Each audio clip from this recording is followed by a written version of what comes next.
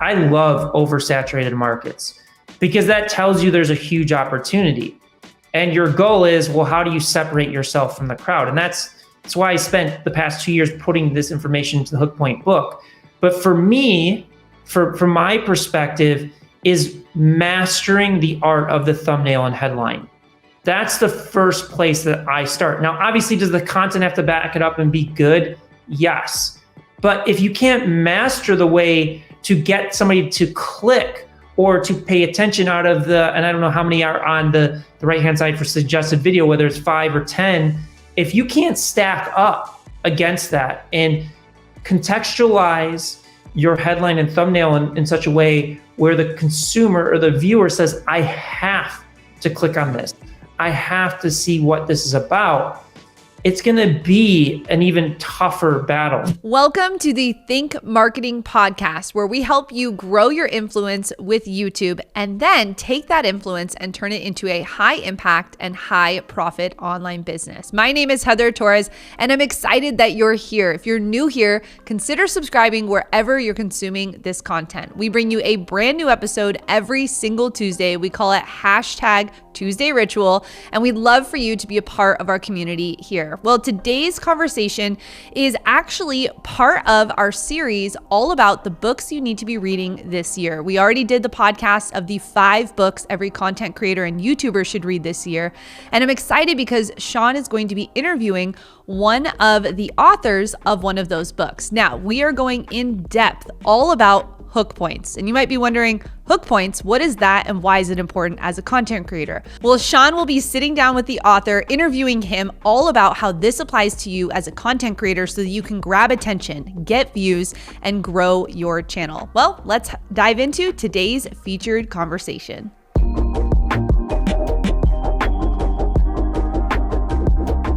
Welcome back to the Think Marketing Podcast. Sean Cannell here, and I'm so fired up because today I've got the author of Hook Point, Brendan Kane, joining the show. This is one of my top recommended books of 2020. I think it's a must-read book for all entrepreneurs, business owners, and especially content creators and YouTube creators going into 2021. Brendan, how's it going?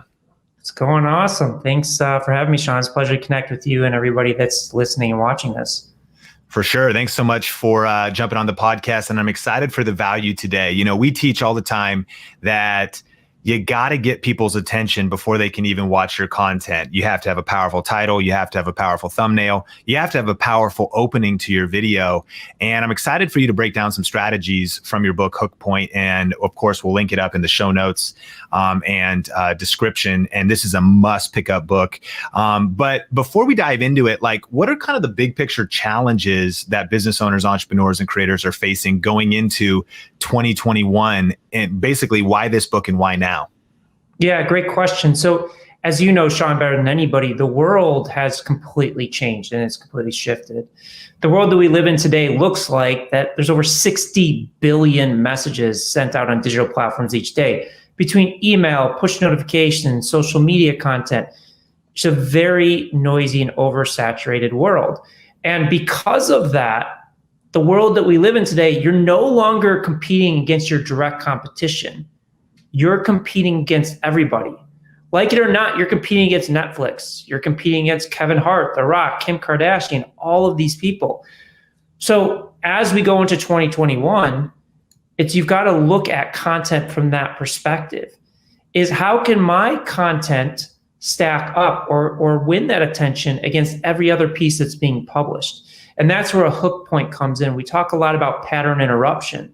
Is if you're on YouTube or Instagram or any of these social platforms and they just watch Kevin Hart tell a joke, or they watch Joe Rogan's podcast, or they watch Kim Kardashian talk about fashion, and then your content's there.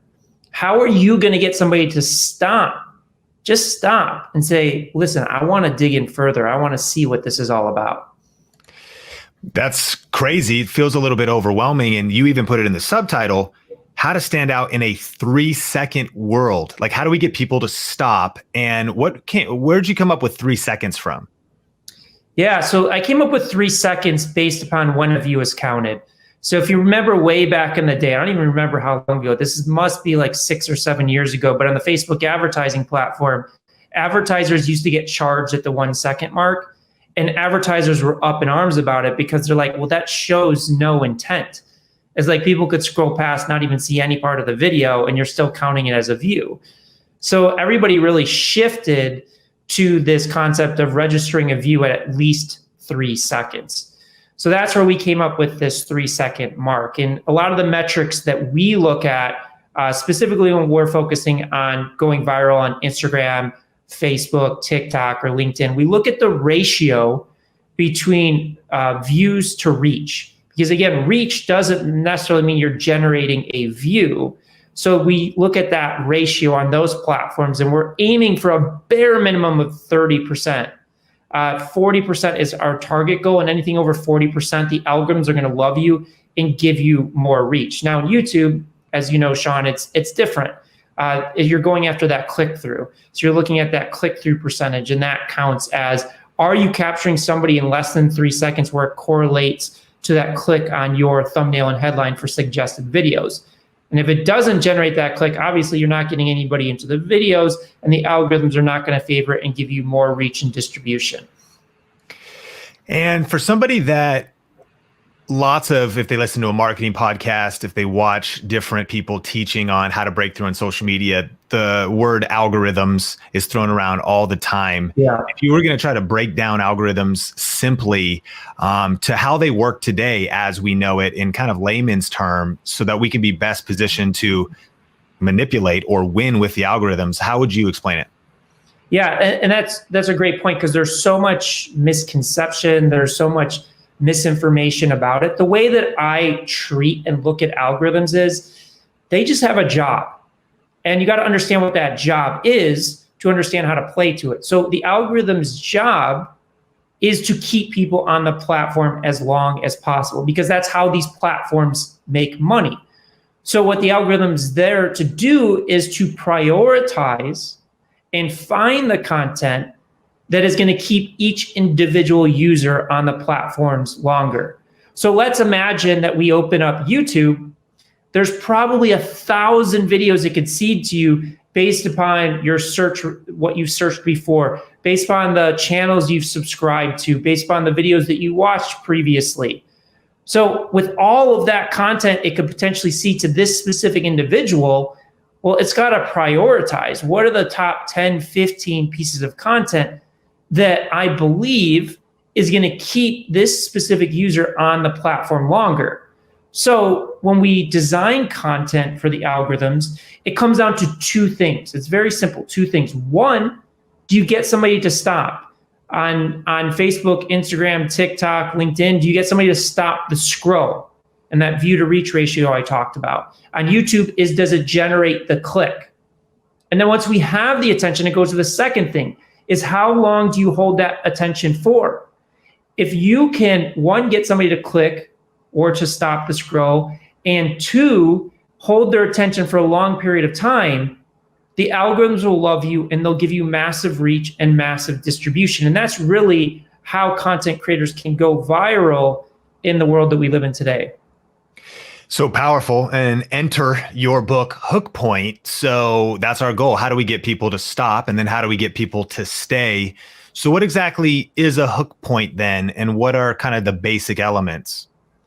Yeah, so a hook point has 3 core pillars to it. And at the highest level, a hook point is solving for this, is grabbing attention. So the first core pillar is that pattern interrupt. How do we get somebody to just stop and pay attention to us? It's not about expressing everything that we're about. It's just how do we grab that attention in that first 1 to 3 seconds so that we have the right to earn that click. We have that right to stop that scroll, which goes into the second core pillar, what is the story that you're going to tell? Now that you have the attention, how are you going to hold it? Now, this is a big difference. Some people may be saying, well, is this clickbait? Well, the big difference between clickbait is the story typically doesn't match up to the way that you grabbed that attention. So that's the second core pillar. What is the story? How long can we hold that attention for? And then the third core pillar is, do people believe what we're saying? Do they trust it? So if we look at those 3 core pillars together, without that pattern interruption, without that getting them to stop, you never get to the story. If you get people to stop and click, but your story or content's not good and you don't retain it, it falls apart. Now, if you grab attention and you tell a compelling story, but people don't believe it, they don't trust it, then it falls apart. So all three of these have to play together in order to create a successful hook point and really stand out in today's world. And what's one of your favorite illustrations or a story that illustrates a well-executed hook point? Well, there's so many. I mean, I'll give you an example of, we talk about subverting expectations in the book. So we did a video on social in all caps that said, warning, safety is dangerous. So what we did is we flipped that misconception on the head to grab people's attention. Now, if we want to talk about the YouTube ecosystem, some of the best content creators are masters at hook points. Mr. Beast, by far one of the smartest guys in terms of those hook points. Yes Theory, another great channel that focuses on a topic of seeking discomfort, but they do it in such a way with hooks and compelling ways to bring people into the attention. You want to talk about the biggest podcasts in the world, Joe Rogan. You look at his Clips channel. They are masters at finding hooks within the interviews that they do. So powerful. And for somebody that's like, okay, so I get the hook point and I'm going to pick up the book so I can dive deeper into the elements and master these. But there's something that as business owners and content creators, we also eventually will come across of like things we need. What is our USP if you're a business owner? What's your unique selling position? Then also like, what's your tagline? Like I say, I help people build their influence with YouTube. And then how are you different in the market? Or then also what's your mission? Like the mission of our company is to help 10,000 purpose-driven people create a full-time living doing what they love while making a difference in the world with YouTube. A little bit longer. And it took longer than 3 seconds to say that. And so you have like these different pieces. Where do each of these pieces kind of fall in place and how are they different, or are they different than the hook point?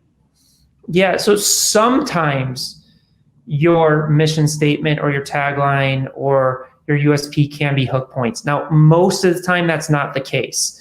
I'll give you an example is like Instacart, groceries delivered in less than an hour. That is their USP, but it is also their hook point. But most of the time, it's not falling into that. I really look at the hook point as a way to get people into your brand, get them into your tagline, get them into your mission statement. And companies, content creators, brands, they can all have multiple hook points into their service. So to give you an example of that, you look at Netflix, and Netflix today invests over $17 billion in content every single year. Why? Because each one of those pieces of content is a hook point into their brand, into their subscription. And the same goes for a content creator, a YouTube content creator, and the brand that you built, Sean, so amazingly, is each one of your videos serves as a hook point into your ecosystem where they can dive deeper into your tagline or your mission statement. And I think people oftentimes get that mixed up, is there can be multiple hooks into your brand, and then you get them into those other elements. Yeah, and to me, that sounds, in a way, the way I've been thinking about hook point, especially loving the book, just devouring it, marking every page, sharing it with our team, having them read it. And again, recommend, it's in our top 5 books to read this year to grow on YouTube. And I really feel like it's a critical tool, especially if you want to crack through on YouTube. But it's just kind of a modern skill set. I feel like if you're going to be a modern entrepreneur, a modern small business owner, you're trying to get attention, you're trying to stand out, you're trying to get noticed. And it kind of reminds me a lot about copywriting, like writing persuasive marketing copy. Like, what's the point of the email subject line? Just to get someone to open the email. What's the point of the first word? To get someone to read the second word. What's the point of the second word? Just to get someone to read the third word. And the mistake is that, well, the point of the first word or the email subject line is to get somebody to read the whole email. You jump too far ahead there. You actually just always need that next step. And so if you it's kind of like dating, right? If you spill everything all at once, it's like, yo, this is speed dating. I'm just meeting you. It's the first night. Like, let the story unfold. So am I correct to think that with a hook point, we're trying to get attention, maybe even with one sub demo, sub niche, sub target audience, get their attention. Now we're communicating. The story can unfold a little more, but we don't need to unpack our whole life story in that moment, because ideally there's going to be a customer journey on our YouTube channel, and one video might just be the start of a relationship. How do you think about hook points in terms of people kind of building out their entire customer journey? Yeah, I mean, you eloquently put it. It's earning the right to the next part of the conversation, and you hit it on the head. Is most people where they struggle or why they're failing is they jump too in. So it's like that analogy you said on the date, is they're proposing on the first date, or they're revealing all their deepest, darkest secrets or desires on that first date, where you have to essentially earn the right to bring that in. And also, you brought up some other good points, is when we look at hook points, it can be many different things. Like it could be a visual in terms of an image with no words. It can be words. Sometimes when we're developing hook points for clients, it's a strategy. It's a business development strategy of how do we acquire the attention of this one CEO that if we close, it represents $50 million in deals? Or how do we grab the attention of this celebrity to endorse our product or to partner with us? Also, it can be a performance, like Prince EA, who wrote the forward for my first book, one of the top inspirational video creators on the planet. His hook is his performance. He has one video on the environment that has over 110 million views. And he's not saying anything different than anybody else in the environmental space. It's the way that he contextualized the performance to hook people into him and into his brand. So many people think about a hook, oh, it's just copy. Yes, copy is one part of it, but it can be so many different elements. It could be your product yourself, like we talk about Elon Musk and Tesla and what he did with the Cybertruck and the way that he designed it to create this polarized reaction. Is it beautiful? Is it ugly? And he designed that on purpose as a hook into the Tesla brand and to generate record-setting pre-orders for that truck. Man, powerful examples. Well, for a YouTube creator, especially going into 2021, it feels overwhelming. Is it too crowded? It's hard to stand out. Yet we see in our brand and with the students we help and the viewers and people in our community, there are those breakout videos. You're really always one breakout video, you're one breakout piece of content. It may eventually be a couple. Sometimes a viral video doesn't change your life. It gives you kind of 15 minutes and then you still got to get back to the grind. But what kind of advice would you give for applying hook points specifically in a YouTube world? And for somebody that feels like it's an uphill battle, David versus Goliath, with how much content there is out there on YouTube, if somebody wanted to get their brand, their videos, their business noticed? Yeah, is it an uphill battle? Yes. But to me, I love oversaturated markets because that tells you there's a huge opportunity. And your goal is, well, how do you separate yourself from the crowd? And that's why I spent the past 2 years putting this information into the Hook Point book. But for me, from my perspective, is mastering the art of the thumbnail and headline. That's the first place that I start. Now, obviously, does the content have to back it up and be good? Yes. But if you can't master the way to get somebody to click or to pay attention out of and I don't know how many are on the right-hand side for suggested video, whether it's 5 or 10, if you can't stack up against that and contextualize your headline and thumbnail in such a way where the consumer or the viewer says, I have to click on this, I have to see what this is about, it's going to be an even tougher battle. So where I would start is really study the masters, study Mr. Beast, Yes Theory, Ryan Serhant, and Sean, study your channels as well and look at how they're positioning it. But when we look at channels, especially the high performers, we don't just look at the highest performing content on their channel. We look at their lowest performing as well. And we see, well, why is this at the high performing working, but their lowest performing videos? What's the difference there? Was it in the thumbnail? Was it in the headline? Was it the way that they tried to build retention? And become a student of that first, because it will help you shape the rest of the content that you produce. Is like when I start with a book or I start crafting a keynote or even with the social video, I'm always starting with the hook of how I'm going to get somebody to stop. And then I design the content around that hook. Powerful. If we want to get into just maybe a few triggers, and the book is packed full of some like frameworks that could get us thinking, if it's like, okay, I want to get attention. I want to start with the hook. Yeah. What are some starting points for listeners? You mentioned one, which was subverting expectations. One of the examples I love in the book as well was you were promoting some kind of a meditation thing, and you were talking about meditation doesn't work. It's kind of going the opposite, but then when in fact you were like just coming from a different perspective. What are maybe just a handful, if I still feel like, okay, I want to have a more powerful hook next time, you get me started, and then I'll kind of like put my niche into these frames of starting a hook point? Absolutely. So let me complete that meditation example that you brought up, because I think it's a great one. Is if I was going to subvert expectations, and again, it's flipping it on its head, is I have to look at meditation. And this is a big problem that most people run into when they're creating content, is they're saying the same thing in the same way as everybody else. So meditation's been around for thousands of years. If you type it into Google, there's going to be billions of results. And people will say the same thing. Well, meditation is the key to success, or meditation is the key to stillness or contentment or happiness. The minute I see that, I already know what it's going to be about. Even if you have a unique spin on it, I just look at it, and from my micro attention mind here, I'm going to say, well, I already know what this is about, so I don't need to watch it. So subverting expectations is one great tool of doing that. So when we talk about meditation, I may create an ad or an organic piece of content that says at the top or the thumbnail or headline, meditation is a scam. And then I'll dive in and say, hey, have you ever felt like meditation's a scam or it just hasn't worked for you? Well, I feel your pain. Because when I first started meditating, I tried everything. People were telling me I had to sit down and clear my head. And every time I sat down, my mind would race. And I thought, am I doing something wrong? Is meditation broken? Or even worse, is meditation a scam? So today I want to show you 3 tips of me as a non-meditator that allowed me to meditate every day for the past 10 years. So let's dive in. So that's one tactic and tool.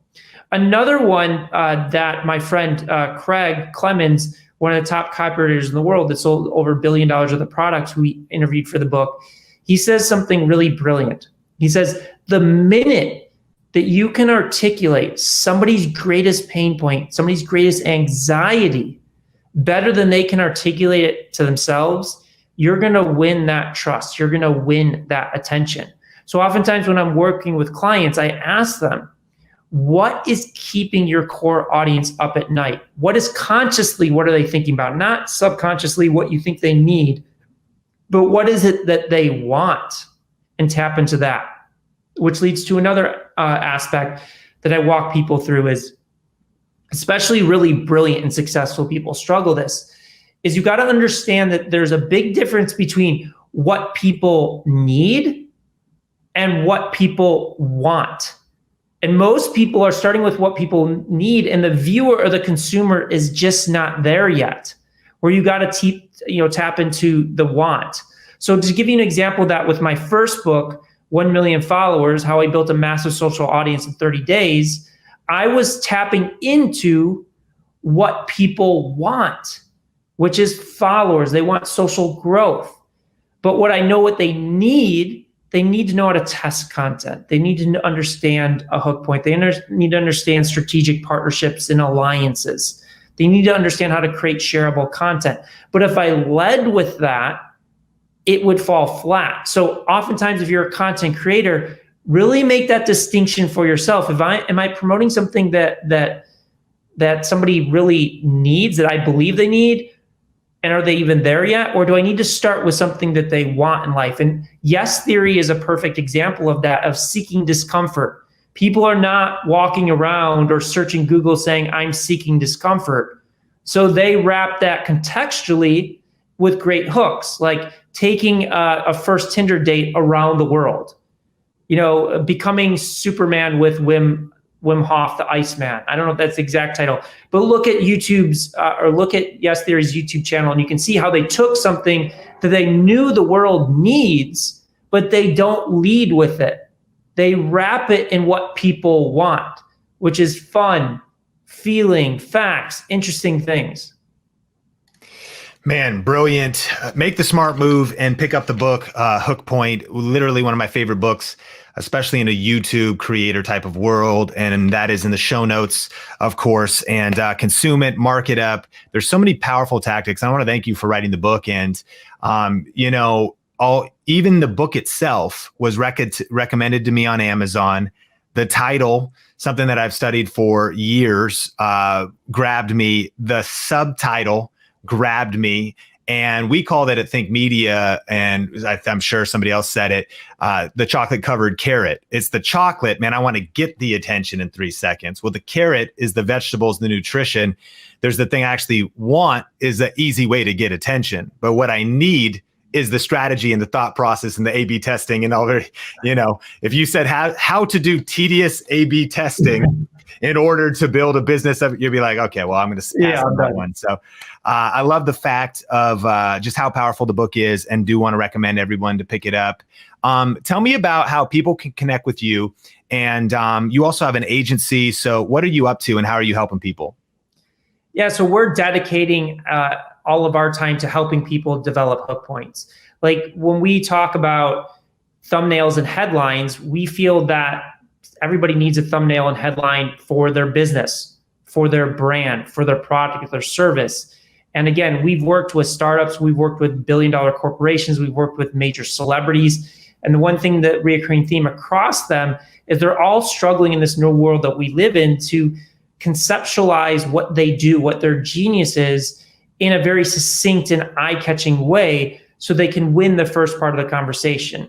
So we created a consulting firm called Hook Point. You can go to hookpoint.com, where we help people actually develop these hook points, help them stand out, whether it's online or offline. Yes, we have a lot of success with social media, but we will also have tremendous success doing B2B, doing closing major partnerships and strategic licensing deals and all of that. So we use our 15 years of experience in this space to help and guide the strategy of how to capitalize on attention to drive your business goals going forward. So people can check out hookpoint.com. And if you want to check out the Hook Point book, I recommend going to book.hookpoint.com, because you get a free masterclass with it. But people can reach out to me directly on Instagram at Brendan Kane, or email me at bkane@brendanjkane.com as well.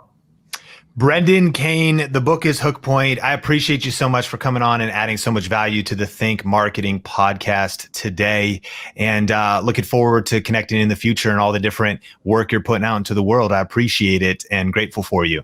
Yeah, thank you so much for having me. And thanks to everybody for listening to this. I really appreciate it.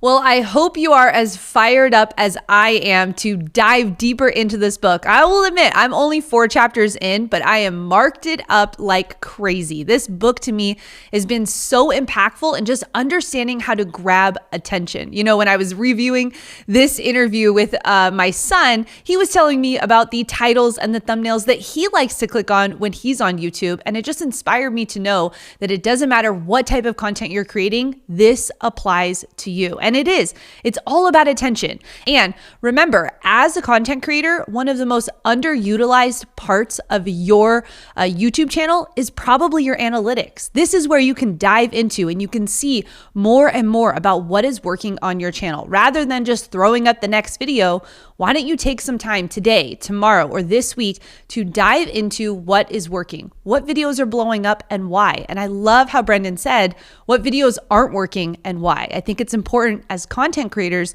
that we take the time to really assess, or we call it here at Think Media, zero base our content. You might be emotionally attached to the content you're creating and think that your art is wonderful, but if people are not connecting with it on the other side of their screens, if they're not clicking through, if they're not actually consuming your content, well, then I think it's good to take a sober evaluation of what really is working.